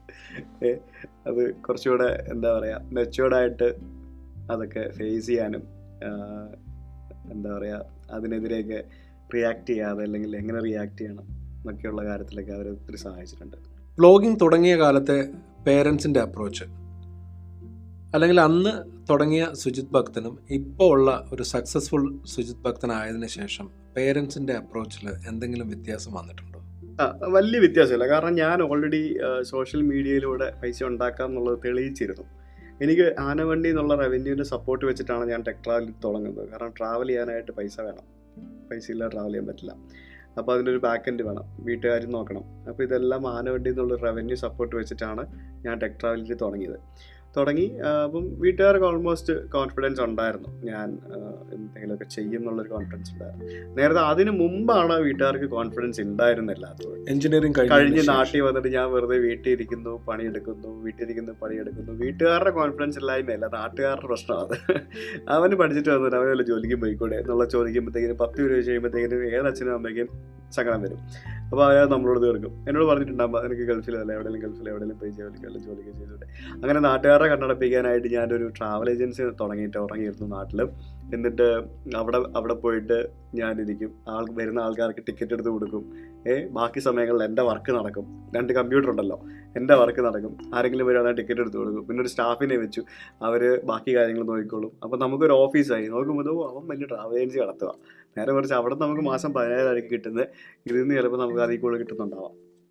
അപ്പോൾ ആളുകൾക്ക് അറിയുന്നില്ല. ഇതാണ് നമ്മുടെ നാട്ടിലെ ആളുകളുടെ ആ ഒരു ചിന്ത ഉണ്ടായിരുന്ന ആ സമയത്ത്. ഇപ്പോഴാണല്ലോ കുറച്ചും കൂടെ ഇതൊക്കെ ആളുകൾക്ക് മനസ്സിലായി വന്നത്. തുടക്കത്തിൽ ഭയങ്കര ബുദ്ധിമുട്ടായിരുന്നു. പിന്നെ കല്യാണം കഴിക്കാനായിട്ട് പോകുമ്പോഴത്തേക്കിനും കാര്യങ്ങൾ അവരെ പറഞ്ഞ് മനസ്സിലാക്കുക, എന്താണ് ജോലി, എന്താണ് കാര്യം എന്നൊക്കെ പറഞ്ഞ് മനസ്സിലാക്കുക എന്നൊക്കെയുള്ള പ്രശ്നങ്ങളൊക്കെ ഉണ്ടായിരുന്നു ഒത്തിരി ആ സമയത്തൊക്കെ. അപ്പോൾ അതൊക്കെ ഇപ്പോൾ പ്രശ്നമൊന്നുമില്ല. പക്ഷേ എൻ്റെ ഫാമിലി നല്ല സപ്പോർട്ടായിരുന്നു. തുടക്കത്തിൽ ഉള്ള സപ്പോർട്ട്, ആ ഒരു കാര്യങ്ങൾ മനസ്സിലായി കഴിഞ്ഞപ്പോഴത്തേക്കും നല്ല സപ്പോർട്ടായിരുന്നു. ടെക് ട്രാവലിയിട്ട് തുടങ്ങുമ്പോൾ വേറെ ബുദ്ധിമുട്ടുകളൊന്നും ഇല്ലായിരുന്നു എനിക്ക്. അവരുടെ സപ്പോർട്ട് നന്നായിട്ടുണ്ടായിരുന്നു. ഇപ്പോൾ ഇന്ത്യയിൽ ഒരുമാതിരിപ്പെട്ട സ്ഥലങ്ങളിലൊക്കെ സംസ്ഥാനങ്ങൾ കവർ ചെയ്ത് കഴിഞ്ഞു. അപ്പം വിദേശ രാജ്യങ്ങളും കുറച്ചൊക്കെ. വിദേശ രാജ്യങ്ങൾ ഇപ്പോൾ ആകെ 14 രാജ്യങ്ങളായിട്ടുള്ളൂ. ഇനിയിപ്പോൾ തുടരണം. എനിക്കൊരു 2-2.5 വർഷത്തിനുള്ളിൽ ഒരു 100 രാജ്യങ്ങൾ കവർ ചെയ്യണമെന്ന് ആഗ്രഹമുണ്ട്. പറ്റുമോയെന്ന് അറിയില്ല, നോക്കാം. യൂറോപ്പ് പോയി കഴിഞ്ഞാൽ കുറേ രാജ്യങ്ങൾ അടുപ്പിച്ച് കവർ ചെയ്യാം. അപ്പോൾ എന്താണ് ടെക് ട്രാവലിറ്റിൻ്റെ ഭാവി, അല്ലെങ്കിൽ സുജിത് ഭക്തൻ്റെ ഭാവി? ഞാൻ ആക്ച്വലി എൻ്റെ കരിയർ ഭയങ്കരമായിട്ട് ഞാൻ കോംപ്രമൈസ് ചെയ്ത് കഴിഞ്ഞ ലോക്ക്ഡൗണിന് ശേഷം. അതിൻ്റെ മെയിൻ റീസൺ എന്ന് പറയാനായിട്ട് ഫാമിലി ആയിരുന്നു. കാരണം ഞാൻ വീട്ടിലുണ്ടായാൽ മാത്രമേ എനിക്കൊരു കുട്ടി ഉണ്ടാവുള്ളൂ. അപ്പോൾ അതിനുവേണ്ടി ഞാൻ ഒത്തിരി സമയം എൻ്റെ യാത്രകൾ ഞാൻ പരമാവധി കുറച്ച് അതിനുവേണ്ടി ഞാൻ എന്നെ റെസ്ട്രിക്റ്റ് ചെയ്ത് ഞാൻ വീട്ടിലിരുത്തി. എന്താ പറയുക, ശരിക്കും എനിക്കറിയാം എൻ്റെ ഗ്രാഫ് താഴോട്ട് പോയിട്ടുണ്ട്, അല്ലെ താഴോട്ട് പോകുന്നു എന്ന് ഞാൻ കണ്ടുകൊണ്ടിരുന്ന് ഞാൻ ചെയ്തിട്ടുണ്ട്. പക്ഷേ അത് എൻ്റെ ഫാമിലിക്ക് വേണ്ടി മാത്രമാണ്. അതെനിക്കറിയാം, അതൊക്കെ ഞാൻ തിരിച്ചു പിടിക്കും. പക്ഷേ എനിക്കിപ്പോഴും യാത്രകൾ ചെയ്യാൻ പരിമിതികളുണ്ട്. കാരണം വൈഫ് പ്രഗ്നൻ്റ് ആണ്. ഈ വൈഫ് പ്രസവിച്ച് ഒരു 3-4 മാസം കഴിയാതെ എനിക്ക് വീണ്ടും പഴയപടി യാത്ര ചെയ്യാൻ ബുദ്ധിമുട്ടായിരിക്കും. ഫ്രീ ആയിട്ടൊന്ന് യാത്ര ചെയ്യാൻ ബുദ്ധിമുട്ടായിരിക്കും. എന്നാലും എനിക്കറിയില്ല, നോക്കണം. പക്ഷേ നമ്മൾ ഫാമിലിയും കൂടെ നോക്കണ്ടേ, എല്ലാം നോക്കേണ്ട കാര്യമില്ലല്ലോ. That was Sujit Bhaktan. Thank you so much for joining Podcast by Arvind Chandrasekhar. All the best. ശരിക്കും ഭയങ്കര എന്താ പറയുക, പോഡ്കാസ്റ്റ് എന്ന് പറയുന്നത് കുറേ നാളുകളായിട്ട് എനിക്ക് അറിയാവുന്നൊരു സംഭവമായിരുന്നു എന്നുണ്ടെങ്കിൽ ഞാൻ അങ്ങനെ കേൾക്കാറില്ലായിരുന്നു. റീസെൻ്റ്ലി ആണ് ഞാൻ അരവിന്ദ് അത് പറഞ്ഞപ്പോഴത്തേക്കും ഞാൻ 1-2 ആപ്പുകൾ ഡൗൺലോഡ് ചെയ്ത് ഞാൻ ഇടയ്ക്കിടയ്ക്ക് ഇങ്ങനെ ഒന്ന് കേട്ടു തുടങ്ങിയത്. പക്ഷേ എന്നാലും എനിക്കത് അതുമായിട്ടൊരു അറ്റാച്ച്മെൻറ്റിലേക്ക് വന്നിട്ടില്ല. അത് വന്ന് തുടങ്ങണം കുറേ ആൾക്കാർ, അല്ലേ? വളരെ ചെറിയൊരു കമ്മ്യൂണിറ്റി ആണെന്നുണ്ടെങ്കിലും ഉള്ളതൊരു ലോയലായിട്ടുള്ള ഒരു ഓഡിയൻസ് ആയിരിക്കും എന്ന് വിചാരിക്കുന്നു. ഇതിങ്ങനെ കേട്ടോണ്ടിരിക്കുക എന്ന് പറയുമ്പോഴത്തേക്കിനും അത് വലിയൊരു ഫീലാണ്. ആ ഒരു ഭയങ്കര ഫീലോടുകൂടി കേൾക്കാൻ സാധിക്കുന്ന തരത്തിൽ ഫീലോടുകൂടി സംസാരിക്കാവുന്ന അതിഥികളെ കൂടുതലായിട്ട് താങ്കൾക്ക് കിട്ടട്ടെ എന്ന് ഞാനും ആശംസിക്കുന്നു. All the best. കേരളത്തിലെ മുൻനിരയിലുള്ള കോണ്ടന്റ് ക്രിയേറ്റേഴ്സിലൊരാളും സോഷ്യൽ മീഡിയ ഇൻഫ്ലുവൻസറുമായ സുജിത് ഭക്തനുമായുള്ള അഭിമുഖ സംഭാഷണം നിങ്ങൾക്ക് ഏവർക്കും ഇഷ്ടമായെന്ന് കരുതട്ടെ. ഈ എപ്പിസോഡിനെ കുറിച്ചുള്ള നിങ്ങളുടെ അഭിപ്രായങ്ങൾ ഡിസ്ക്രിപ്ഷനിൽ കൊടുത്തിരിക്കുന്ന ലിങ്കിൽ ക്ലിക്ക് ചെയ്ത് വോയിസ് മെസ്സേജായോ സോഷ്യൽ മീഡിയ പ്ലാറ്റ്ഫോമുകളിലൂടെയോ അറിയിക്കുമല്ലോ. വനിതാ ദിനത്തോടനുബന്ധിച്ചുള്ള പ്രത്യേക എപ്പിസോഡുമായി അടുത്ത ആഴ്ച എത്തുന്നതുവരെ എല്ലാവർക്കും നന്ദി.